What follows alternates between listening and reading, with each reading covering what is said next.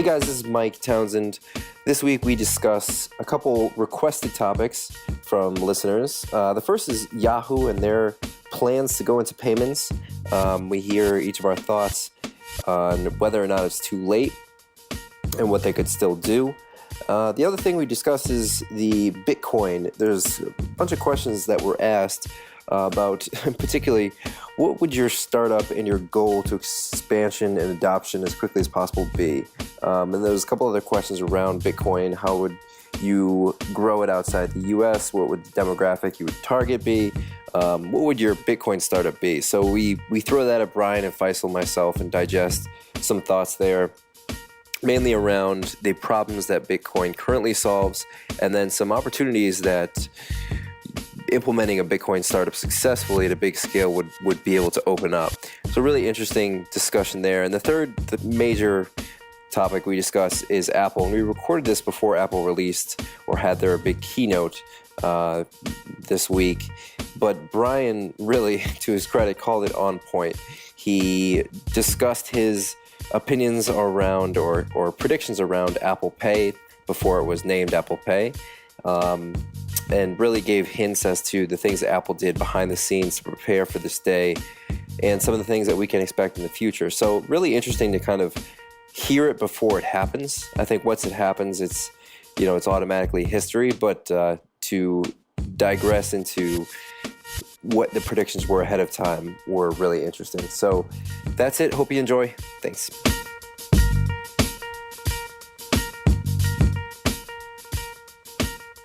All right, guys, we're here with Around the Coin, Brian, Mike, myself, and Faisal. This is another episode. We just posted a post asking for more questions from our listeners. We want to start to integrate the thoughts that you guys have into discussions that we have. And we're really excited about some of the responses we've gotten, and we'll dive into those first today. But first, Brian, Faisal, how are you guys doing? Good morning. Awesome. Life is good? Life is good. Saturday, can't complain. Nice. So another big week. A couple of the questions we got from Dustin and about Yahoo. We're excited to jump in, and we'll spend the first X amount of minutes, however long that takes, 15, 20 or so, talking about the answers to those questions, at least in our minds. And then possibly discussing Brian's hair is always a consideration. Yeah, the question is, what do you want to hear? HEAR. And Dustin wants to talk about my hair. Well, it's the best money can buy, and Velcro is not cheap. And let me tell you, the glue is not very favorable. And I challenge anybody to pull it off. It does not come off. Unfortunately, it grows. So same stylist as Miley Cyrus. Yes, Miley with the tongue and all. So what's the Yahoo question? Let's get on. Yeah, let's go do the Yahoo thing. So let's start off. So the question regarding Yahoo was, quote, clearly Yahoo must be focused on it being payments, but there doesn't seem to be any movement. Any ideas what they might do or where they might go in mobile payments, end quote. Wow. Well, I think Yahoo is just going to buy something and then shut it down. That's unfortunately what they seem to do. I don't know. The thing is, just because you have a collection of people doesn't always make it become the possibility you can become a payments facilitator or payment system. There's a lot of thinking that has to go in it. And let's look at the roadkill along the way of so many companies that tried to become part of payments and just got it so wrong. I mean, Google, Square's wallet, we can go down to even elements of PayPal and prior to that, pay by touch, and even Fuelman, if you want to go further back on different payment schemas that failed. The idea is it's complex. It's not intuitive. Technologists usually get every aspect of why we use payments the way we do wrong because they're approaching it from maybe a completely different state of mind. So does Yahoo have a chance? I think so, but they would need to build a team of people that are going to be impossible to find right now. After Apple gets done, Amazon gets done, Starbucks gets done, the people with empirical praxis, payment domain experience is going to be impossible to find. And what is needed to be successful in payments, as Apple will show us, as I speak today, it's coming this Tuesday, September 9th. When Apple's going to show us that the reason they got to where they did is because they trusted people with domain experience and empirical praxis. They didn't approach it like a startup and said, wouldn't it be cool if? They approach it saying, here's an existing payment system and how can we make it better? And we don't need to disrupt it. We just need to make it so darn better that people are going to want to use our system. So Yahoo and Google, Facebook, they're going to have a new standard to face. And companies like Yahoo, up to the Apple announcement, probably was considering it. But I just don't know if they had the will to do anything. And I think Faisal might have some insights about how large Yahoo actually is outside the United States, because So here's my thing. It's a different company. If you look at Yahoo in the traditional media in the US, payments and Yahoo are oil and water. No one even bothers to connect the two, even if they tried. They don't gel. But many people forget Yahoo is an investor in Alibaba. Alibaba is going to be doing one of the largest IPOs in the world. Alipay is owned by Alibaba, and Yahoo gets to own that. So there could very well be a rabbit out of the hat that Yahoo can pull and say, listen, you want Alipay's technology in the US? Well, it's going to ride on Yahoo's platform. You know, I sort of avoided saying that part of it. But do you think that it's translatable? Do you think Yahoo has the will to translate that in the US? So my answer to that would be, it would be very difficult. It's a great platform that Yahoo can have ownership of, but it wouldn't be in the US. It'll be outside the US. I think until and unless, and even if they do come into payments, it'll be by proxy only, because Alibaba maybe came into payments, and Alipay was launched and something. Now, there's a lot of speculation, and I think you're tracking Alibaba closely. I mean, obviously, I think you think it's probably going to be one of the biggest IPOs in history when all is said and done. $15 billion could go into Yahoo's pocket just because of the IPO. Wow, that's incredible. Yeah. Now, do you see a potential of them buying Yahoo? Or, I mean, this is going to get a really strange. No, I think, when the going is good, they say, this is a company with a very successful track record outside the U.S.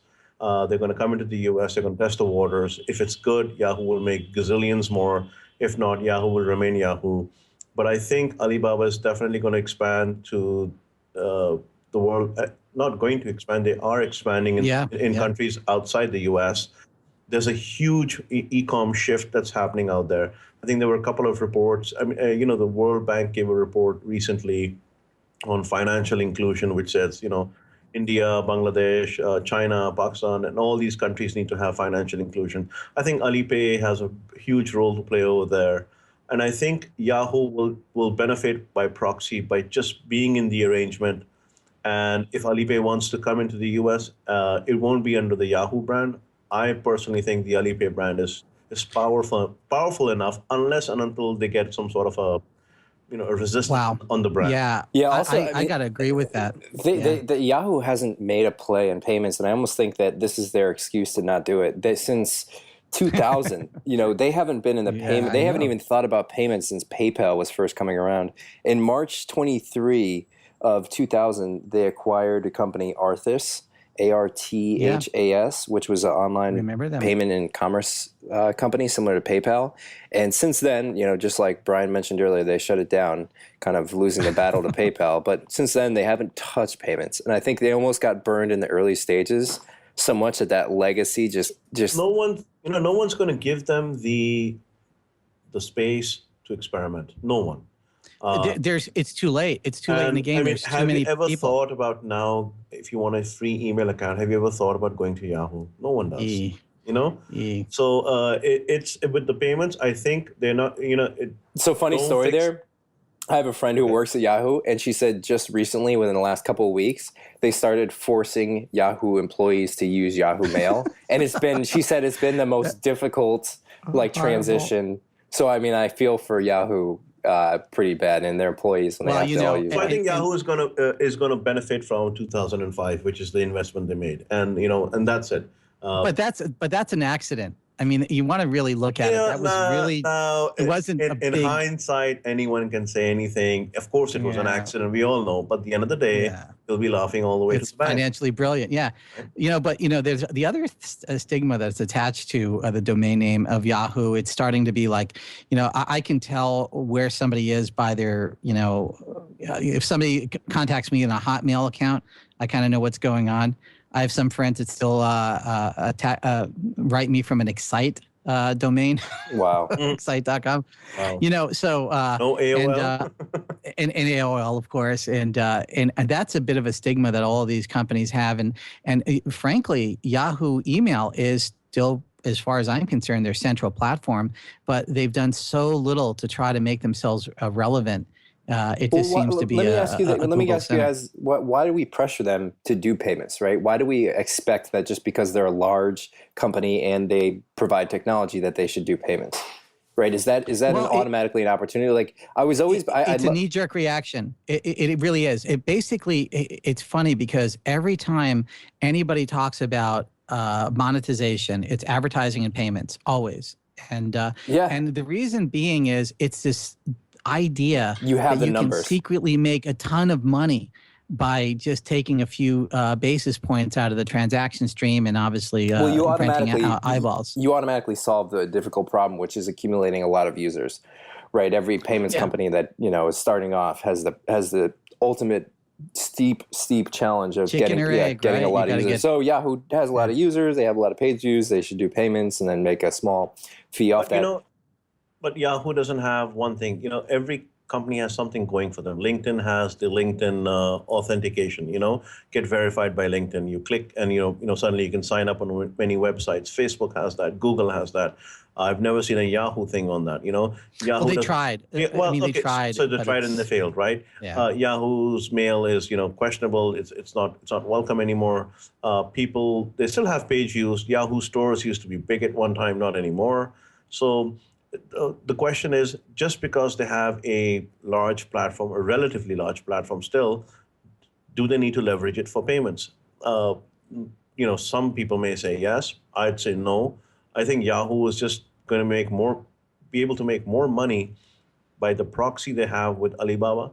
Let Alibaba come and do the play. And I think Yahoo will be okay. Let them do the work. Yeah, because then understand one thing. If Alibaba becomes successful, guess what? One of the ways of signing up with Alibaba would be just clicking on the Yahoo icon.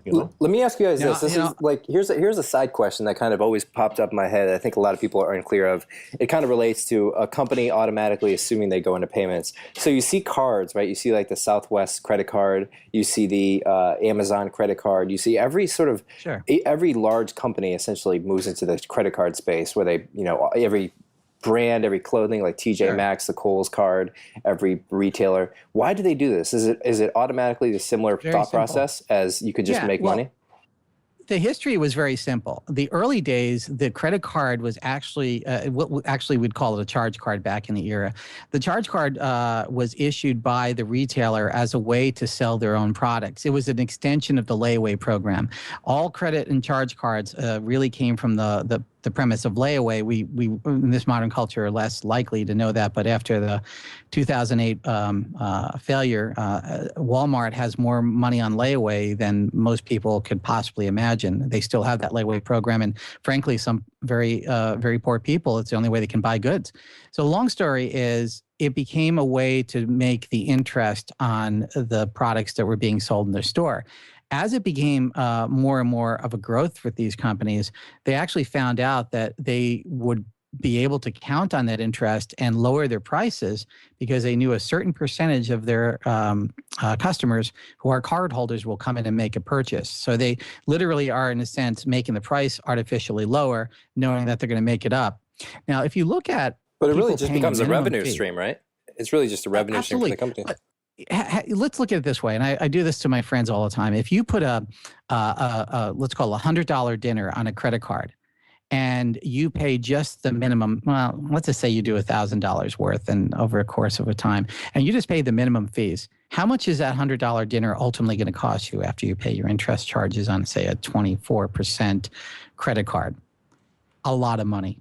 A lot of money. That $100 dinner. 8 times or 3 times or something like that, right? It's closer to 8 times. It's according to the variables and stuff like that. We as consumers, even the most brilliant financial geniuses I know do this. They'll put something on a credit card and they'll pay the minimum fees and then not realize that they're paying so much more than the original cost. Yet they'll argue. I have people that will argue that they travel 10 miles to get cheaper gas. So when does it become feasible for companies to do? Like when does a large company say, okay, now's the time we need to get a credit card? Okay, you have to have, well, now the new version is the companies aren't administrating their own credit card systems. They're now selling it to the larger banks, and the banks do it. And what the banks do is give them pieces of the transaction. And what they're doing is they're getting essentially a finder's fee to begin with, which could be quite significant.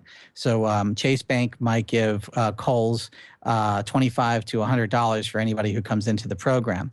And Kohl's might use that as a spiff to the employee of $20 or $100, maybe $100 if they can get a new person to sign up.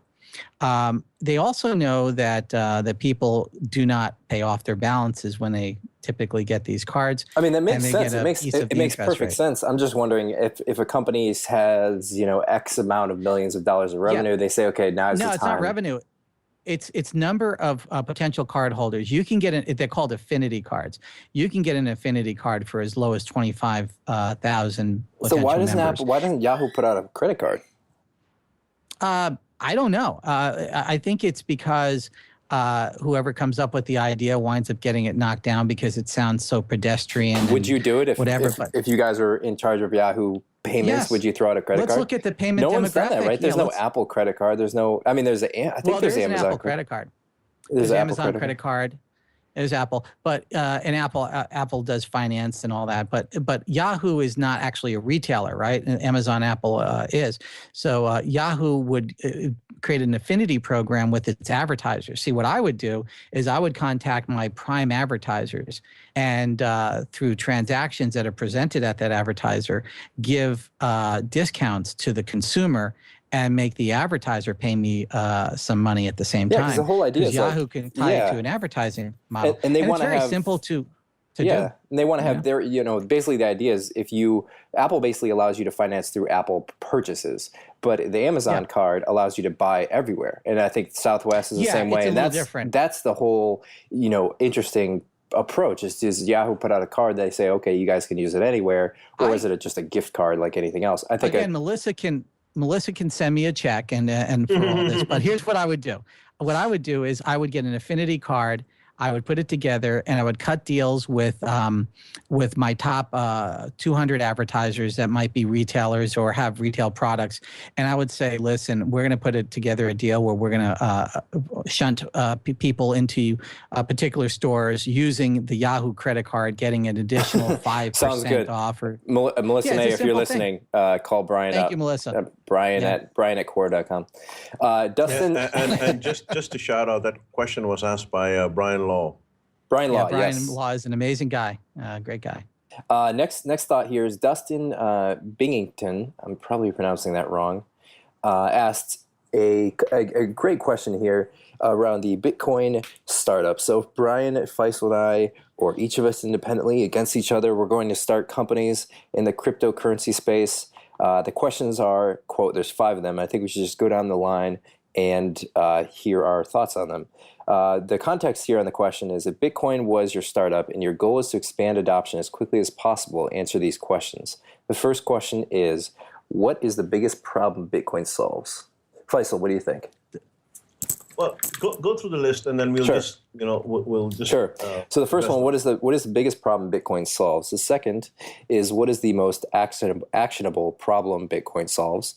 The third is, how do you anticipate Bitcoin evolves from 1 to 2? So what happens at the next step? The demographic of the U.S. and the demographic you would target globally. So basically, he's asking for adoption, right? I mean, exactly. How do you grow it? How do you grow it, Brian? Well, first off, Dustin is an amazing guy too. He writes a lot on Core, and he's a fine connoisseur of here.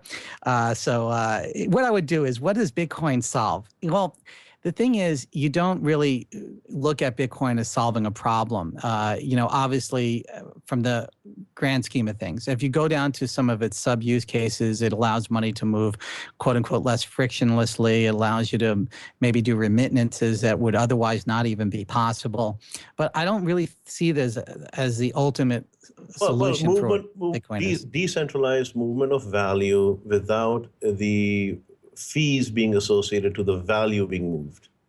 Well, yes, the fees are not tied to the amount that's inside the envelope. That's a critical thing. Now, is that solving a problem? Yes, but in the bigger case, what Bitcoin is doing is it's opening up the opportunity to allow us to put anything of value inside that envelope, and it doesn't have to be quote unquote currency or monetary units. And so and I think even it might have been Dustin or somebody that made the statement the biggest use case for Bitcoin hasn't even been discovered yet, because we are just now grokking and getting the feel of what can we stick in there: deeds, mortgages, bonds. And it could also just be, that Bitcoin could itself evolve into, I don't know, Ripple, Hyperledger, Stellar, God knows what. Yeah, I believe that to think that there's this monolithic kind of system is ridiculousness. But I think that's the theory. That's the theory of the question, right? It's not actually a practical question because no one is owning the startup of Bitcoin. But it's like, if you were on the helm, where do you take it? If you look at adoption, right? I mean, adoption, it's very easy. I have people day in and day out who I consult with, say, well, I want to use Bitcoin because I want to take money from US and I want to send it to Argentina. So many people don't know Argentina has 3 exchange rates, which is one is the official Argentina exchange rate for pesos, which is 8.3 to a US dollar. One is the open market, which is something like maybe 9 or 10 pesos to a US dollar. And one is the Bitcoin rate, which is the Bitcoin equivalent dollar, and that is almost 14. So you're talking, if you bring money into Argentina, which has currency issues and, many other problems in its economy. Like capital controls, everything. Exactly. So if you bring money in via Bitcoin, you're getting 70% more on your inward dollars than you were to get them on, let's say with the bank. Wow. But the problem is, fine, Bitcoin can do this, can do that. Problem comes, in my opinion, 3 things. First is legal. I mean, if it's not legal, you have an issue. So that pretty much says it all. It may be legal at the originating country, it's not illegal, or it's gray in the terminating country, or the country it may be traversing through, number 1. Number 2 is liquidity.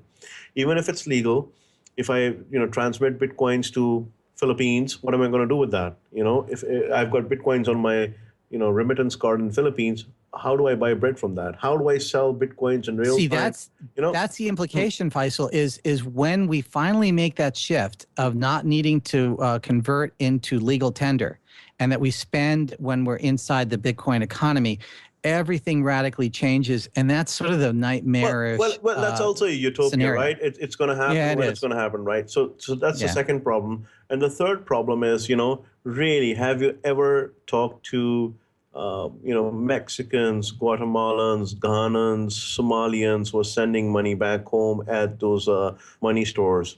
They cannot. The education and literacy levels are so low. Remember, these are the same people who are in the low poverty lines in Africa, in South Asia, in Far East, who've migrated to the U.S., and their education didn't improve just by crossing a border. They're doing the same blue-collar jobs that perhaps many people don't want to, and they're doing it cheaper. And when they send money back home, they're equally, illiterate about this thing. So for them, well, do you have a Bitcoin wallet on your smartphone? They don't even have a smartphone. They have a regular phone. How do you? That's a challenge. So it's easier said than done until and unless you don't have street experience and you've not seen it on the streets, what's happening. It's very easy to hypothesize, an idea and say, well, hypothetically, this is what's going to happen. I'm going to have 100,000 Somalians from Minnesota send money like this, over Bitcoin and done. Fine. Go talk to the 10 people standing in line. Have you done that? If you haven't done that, then your idea absolutely has no weight. So I think so adoption really should be looking at, who will be adopting. And I think it'll start from the elitist and then go down to the ranks. Absolutely. And I think it's going to be a couple of forks in the road that are going to be interesting. Remittances is no doubt, but it's going to be slower than most people imagine because the less educated you are, the more exploited you are. That's the history of the world. And currently moving money back to your home country is a clear example of exploitation. A lot of times the money just never gets there, or when it does get there, there's discounts taken that you have to accept, or you may not show up the next time to collect the money. So there's a lot of corruption involved in that chain, and Bitcoin, ultimately, if it was out there and done in a way that people knew about and easily, would completely cut that corruption out of the system. The next thing is, what else can it do? Well, I've been a fervent believer that Bitcoin or digital currencies will enhance nano and micro transactions, primarily because you could not fractionalize transactions effectively with cash, beyond a penny, obviously, and you couldn't fractionalize within debit and credit cards because the discount rates or the interchange rates were so high it would make it impossible to be of value. What that will create is new opportunities, and there are use cases all over the place that just needs the technologist to connect the different pipes for this to work. And I think that would make probably the very first big sort of thing. Beyond that, right now, we're in that sort of Bitcoin as an investment. And frankly, last few months, it hasn't been an incredible investment because it's been jockeying up and down in sort of straight line. As a currency, that's a good thing.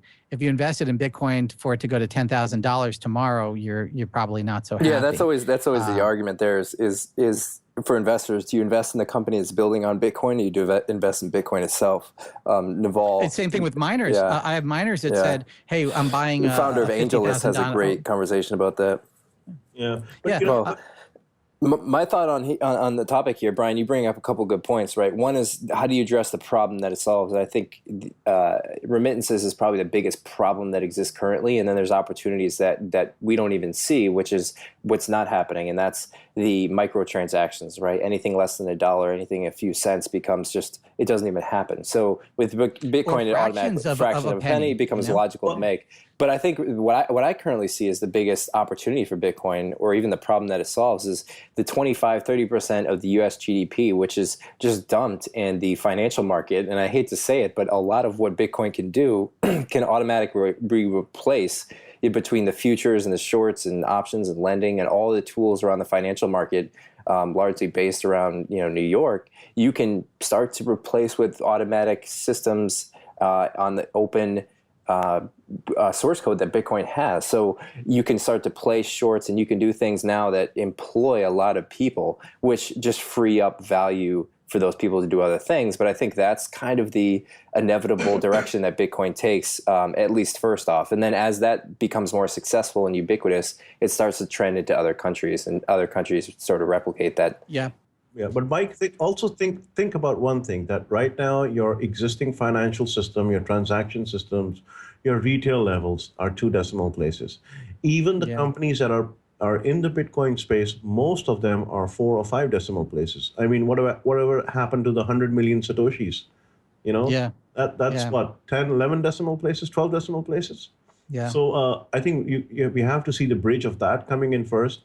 With respect to remittances, sure, it's going to affect remittances to a fair degree, but I think the biggest adoption problem is going to adoption potential, and then also a problem is microtransactions. And I don't mean micro; I mean sub $5. I call them nano. I call them nano transactions. Well, nano would be even small, right? So micro, 30. So some guy is in India and he's going out to get groceries. His brother is in Chicago working, in the morning, what have you, and he messages his brother and says, "Hey, can you send me 800 Indian rupees?" That's equivalent of about what, $4, $5? Oh, okay. Buy a cup of coffee or something. Yeah, I mean, he's going out. He just wants to get some groceries for $500. He wants 800 Indian rupees. How do you send him $6? Impossible. So that's the problem. You have a mother in Philippines who wants to go out and she needs, right. put fuel in the scooter. So then how does it evolve? Like, is question here number 3, going from 1 to 2, basically your first revision of Bitcoin, the first adoption and kind of reaction of the market from people? I think adoption, there's no doubt about it. I mean, it's a gravity well. I can change my opinion, but insofar I can tell, it is going to be a top-down methodology. The elitists, the people with the smartphones, the iPads, etc., moving it, and these elitists would probably reside in developing countries. Well, and do you think it's still take M-Pesa out of the equation? Yeah, I mean, M-Pesa proved one thing to all of us, is that you don't necessarily need sophisticated technology to make this all work. And a company that puts together a M-Pesa-like system based on Bitcoin in developing world will absolutely change the entire equation. But again, that is a real use case. So a banking law comes into play, which says your inward deposit was for $110.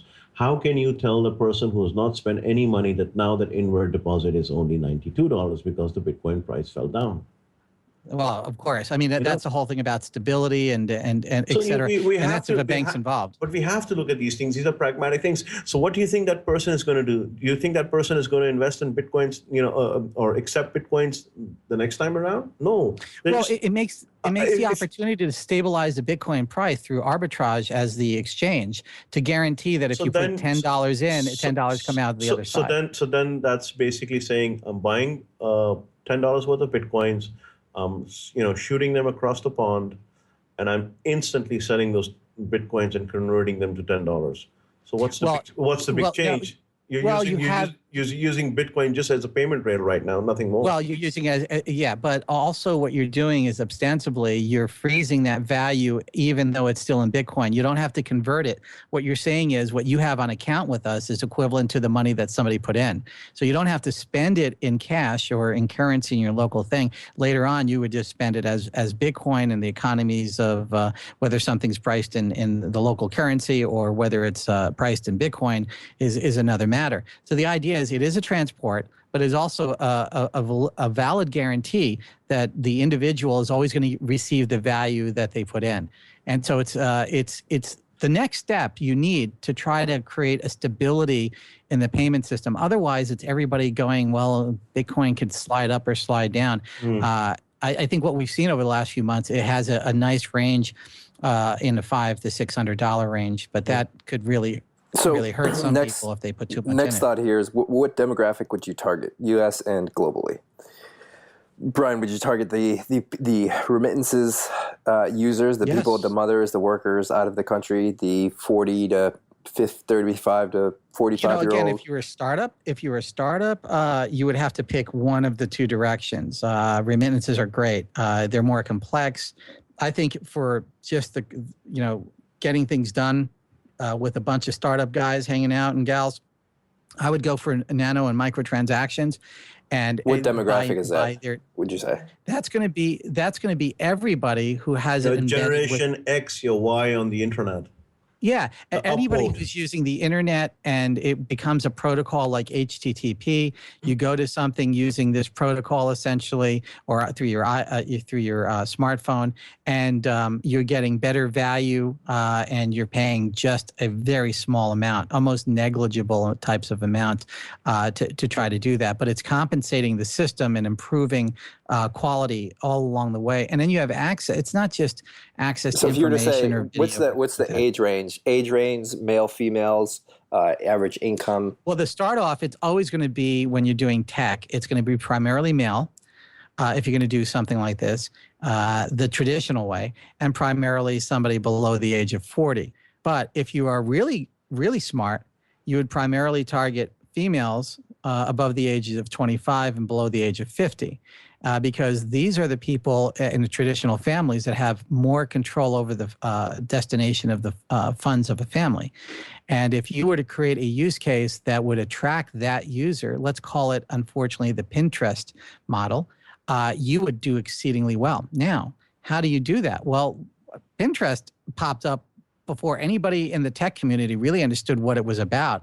And then it was discounted because primarily males of below 30 were in the tech community, and they were looking at it and say, why would I want to do that? I would just tweet a picture. They don't get it.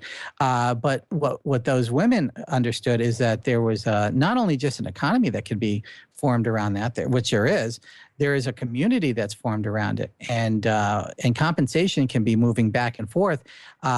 The better pinners should be compensated better, and this is what I've said before. Let's call it a like or a pin is worth 1/1000th of a penny. Brian, you're going to get recruited to work at Pinterest Payments. It's got a nice ring to it too. No, he hasn't made the case for the Quora upvote yet. Faisal, what do you think about the demographics here? I would agree with what he said. Mm-hmm. I would definitely agree. I think it would be people in the 25, 30, 35 range. And I think right now it's probably going to be, you also have to look at the net worth. I think it's going to be people with, who have the smartphone, who have internet technology, who just want to play around. Eventually, I think someone is going to come into this game and be a catalyst for it. Someone could be, I don't know, Western Union. Someone could be eBay. Someone could be PayPal.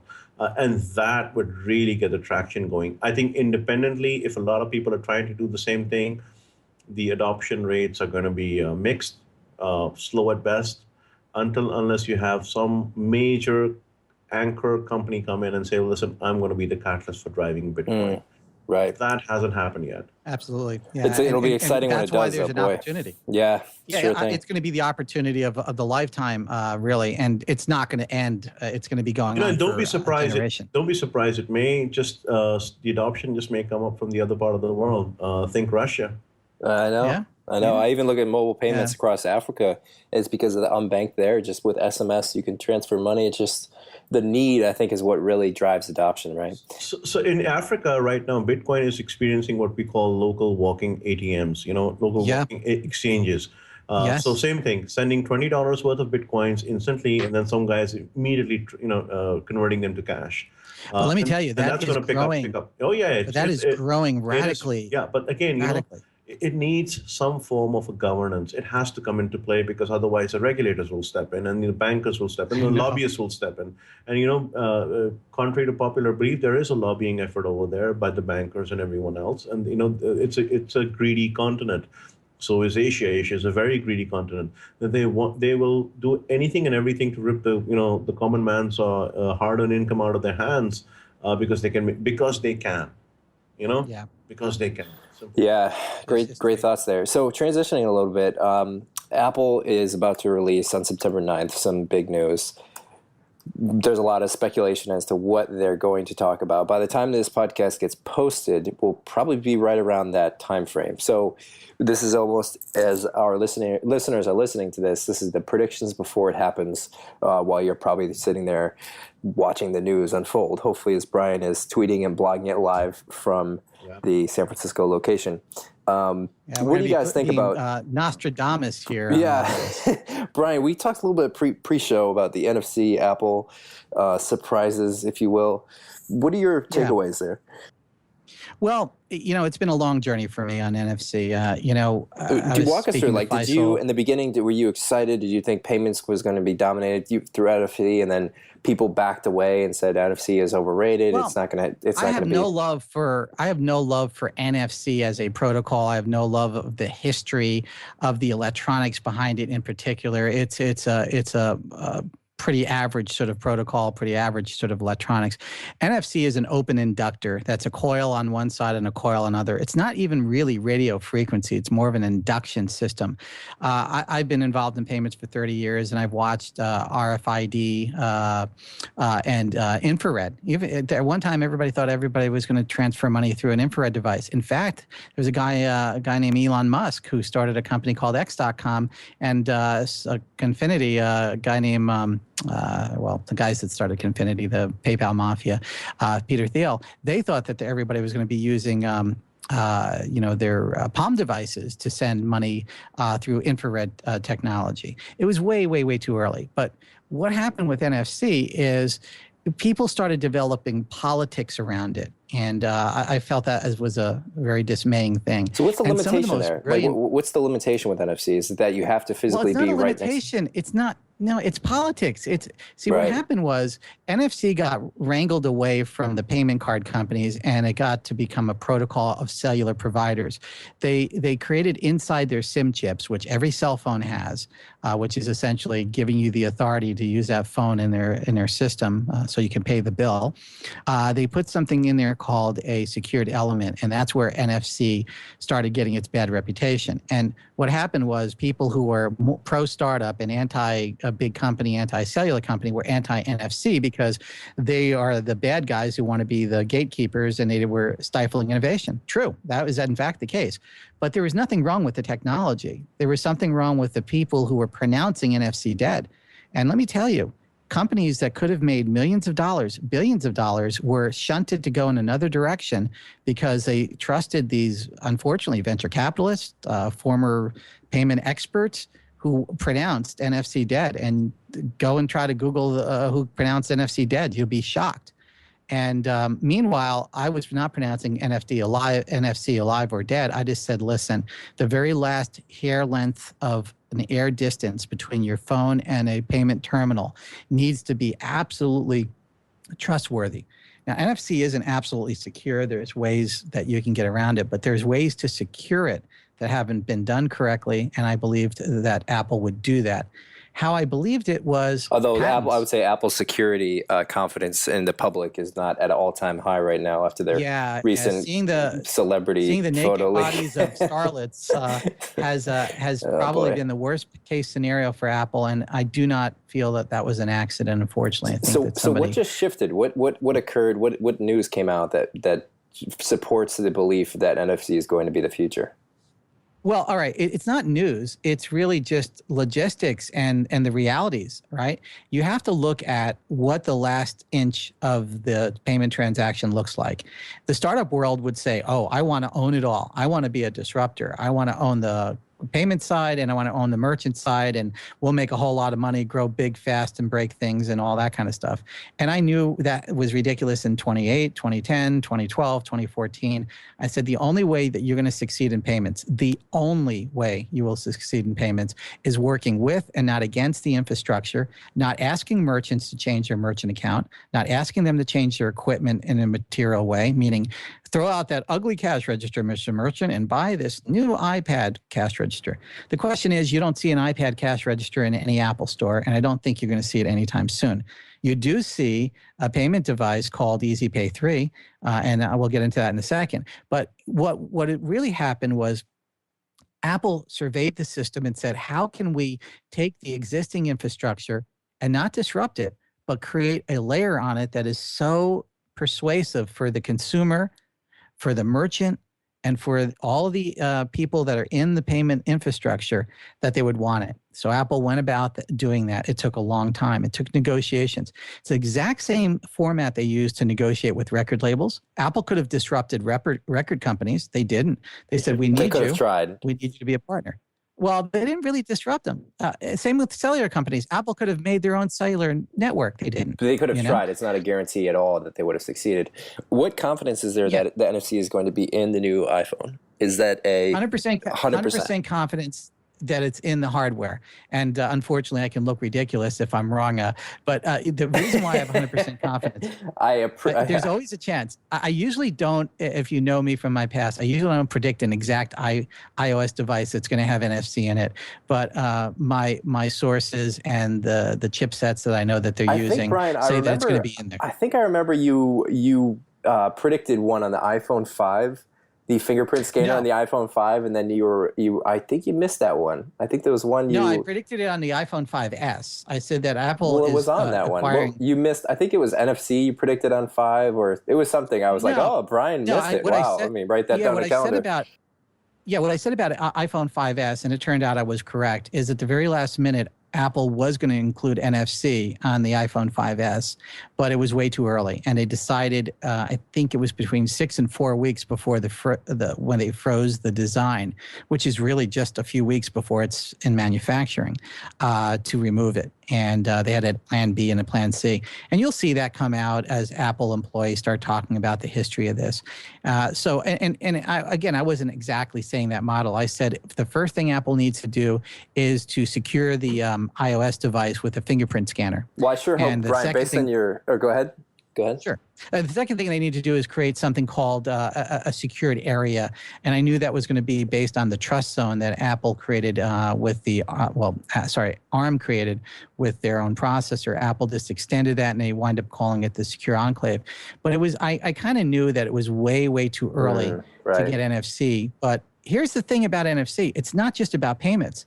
It's going to be about a lot of things. It's going to be about how the iOS device that you might wear on your body that is not a phone, whatever it's going to be called, a cuff or a bracelet or a watch, whatever, how that communicates your very, very personal information about your body telemetry, your what's going on in your body.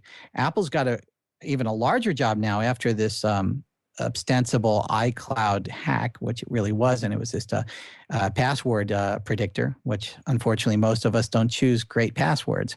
I've met nobody that uses really great passwords. And if somebody wants your password, there's a small plug. We put our whole company, 13 people, on Dashlane, which creates secure passwords for everything. So good move. Highly recommend it. We don't have. We used to have one password for every app, and then I looked around. We have like 40 applications. What are we doing? Just one link there. Results. Brian, one thing I was excited about is you predicted the destruction of the headphone jack. The headphone jack will no longer exist, and that was part of a grand scheme acquiring Beats by Dre.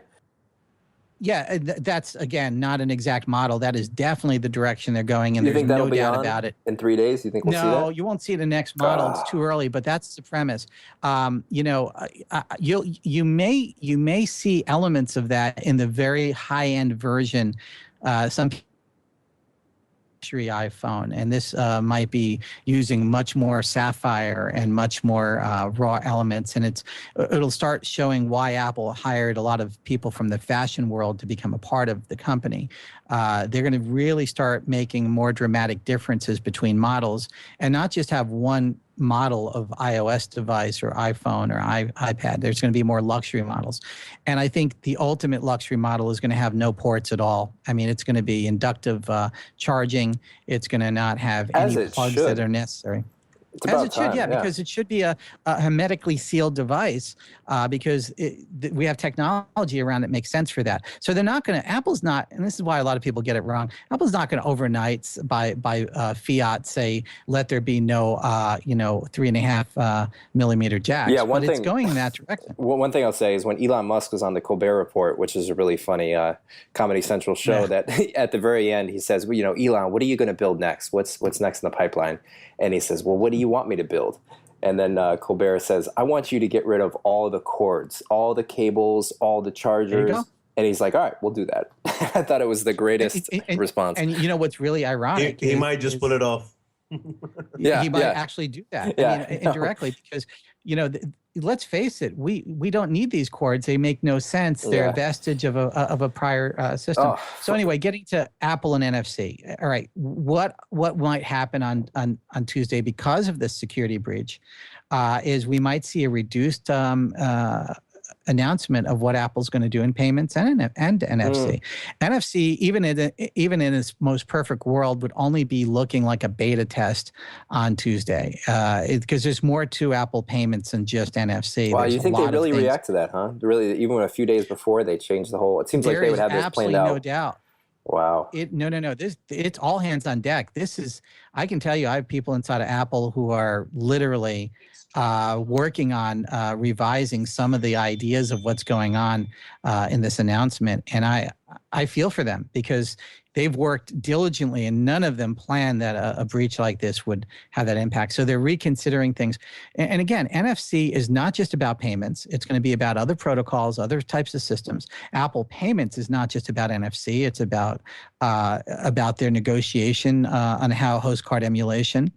And the secure enclave will make what was prior card not present become card present, meaning that, and you're going to love this, Mike, right now you're paying card not present when somebody's doing a transaction. In the future, when Apple presents the card to your app, you're going to get a card present transaction. That was the secret negotiations that Apple did with not just Visa and MasterCard, but most of the banks sat around the table and they said, well, Apple, why do you get card present? Well, because first off, we're using a tokenized card that can only be used with this merchant for this particular transaction. Second off, it's held inside the secure enclave that you cannot hack.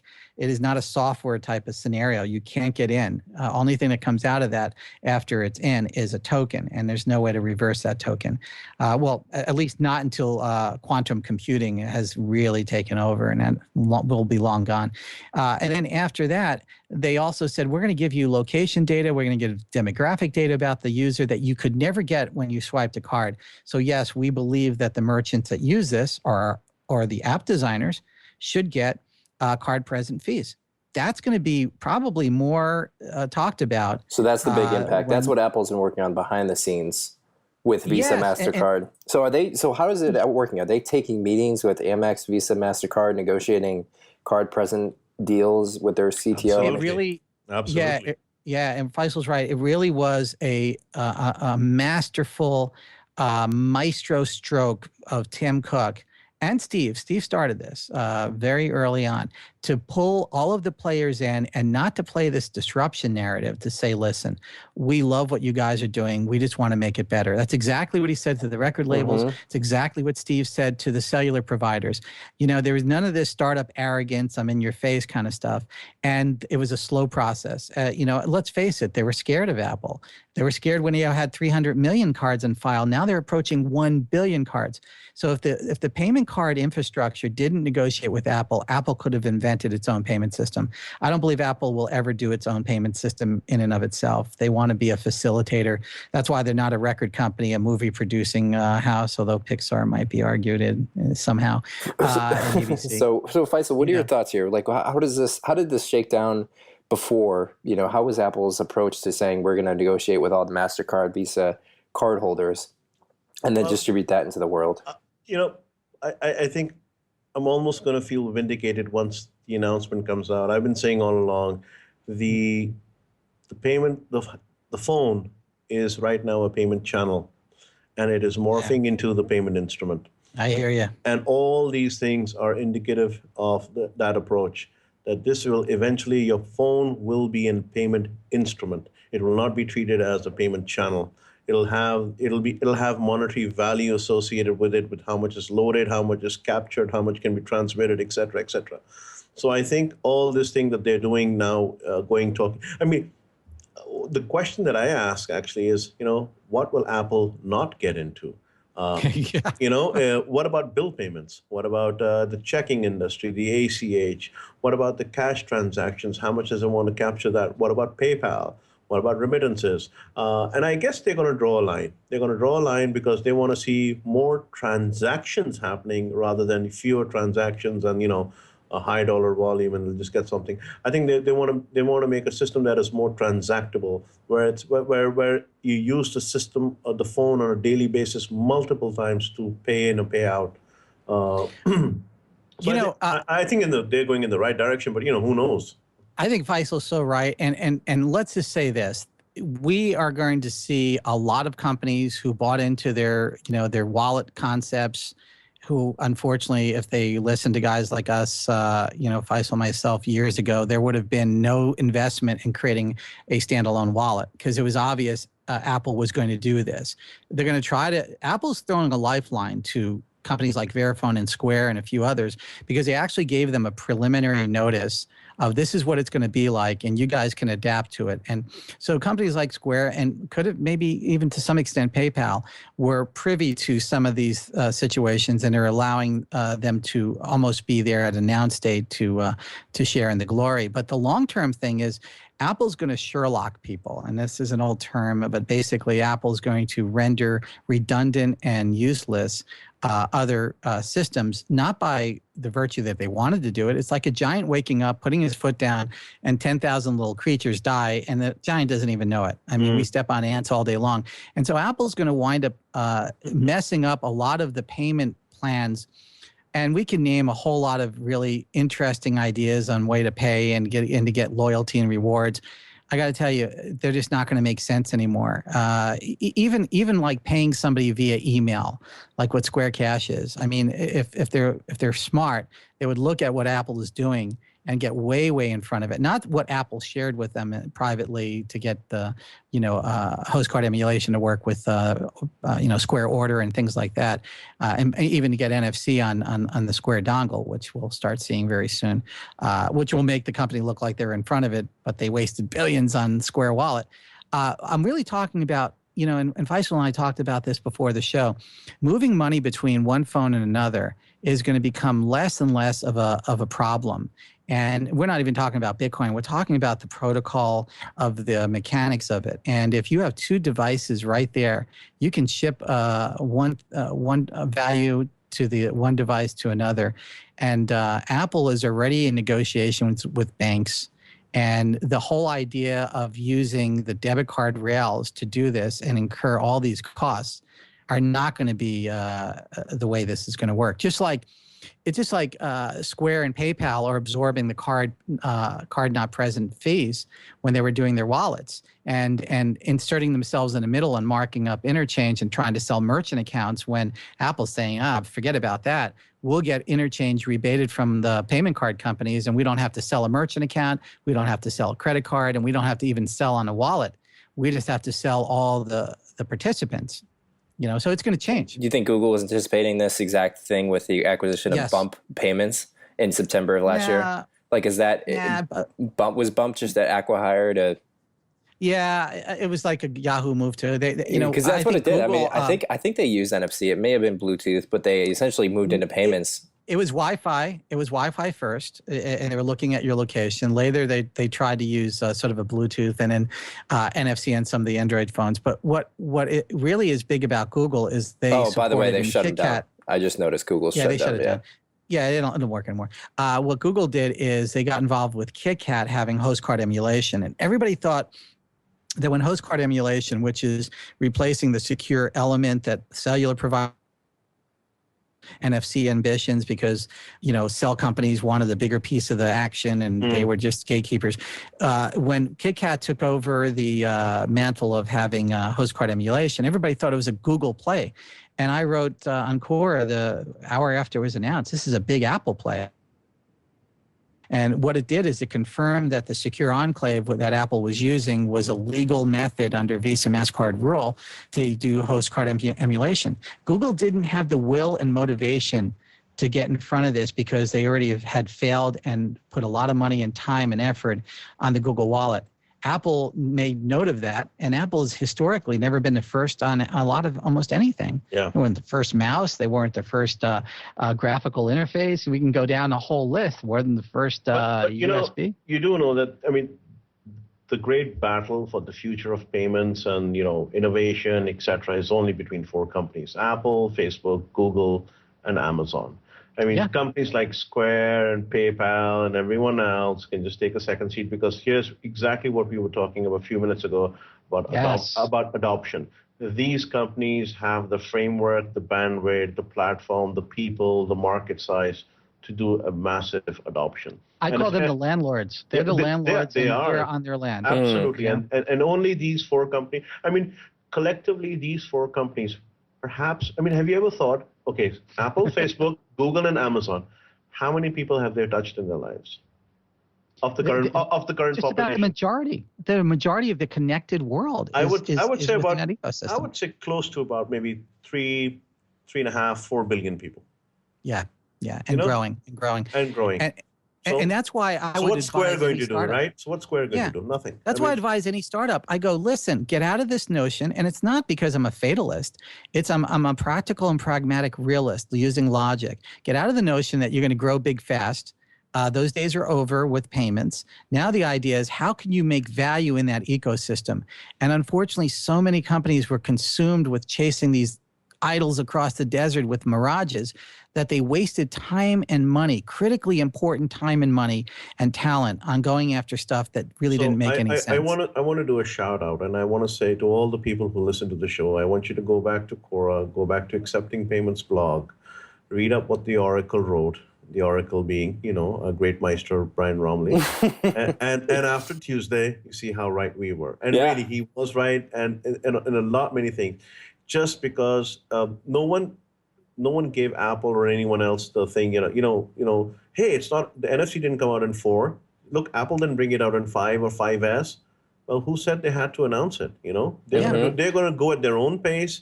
I call it Apple time. Apple time. Yep. Best way to put it. So, and Faisal, thank you for the support too, and you also. I mean, we were one of the 2 guys, and it could have been gals out there too, but back years ago, talking about how payments could evolve, and everybody was dissuaded by, the tech crunch, disruption stories, and all that marketing and all the billions of dollars. Just consider the billions of dollars of advertising on these wallet ambitions and the billions of dollars of investment. And history was already there telling us how this was going to play out. Yeah. And this is a vindication of maybe finally accepting empirical praxis as being valuable in startups. I say this, if you want to make a dent in the payments world, you got to learn how to dance with these 4 bears. You don't want to fight them. Brilliant. Along with Visa and MasterCard, right? Because they are above all this. They might be the gods that they're demigods, absolutely. Yeah, but it is, and again, the only thing that's coming close to this starting to supplant that is the digital currencies that we're talking about. But it's in its nascent stages, and it doesn't know exactly what it is. It's not even a toddler. It's in fact, in many ways, I don't even think it's an embryo or sperm cell yet. I think the good thing is for us to wrap up here, and see what Tuesday brings, and then hopefully we'll have our comments on the NetPod. Yeah, that'll be exciting. Our next show is going to be very interesting because I think it's going to be a lot more. Yeah, it's going to be a lot more and a lot less than everybody expected, because I don't think it's going to be as dramatic as, us payment nerds are hyping this up to be all about payments. It's going to be a minor thing about what we see. We'll see. And we're only going to see the beta test of what Apple's really going to do. We need a selfie, otherwise it didn't happen. Yes. I'm going to try to get Johnny Ive and maybe Bono to sit in a picture with me. Wow. Bono, wait until you see what Bono's going to show. This is going to be a wild show, man. That's awesome. all I'm going to say. Anyways, look forward, sir. And guys, thank you very much. Yes, likewise. Take care. Bye-bye. Bye-bye.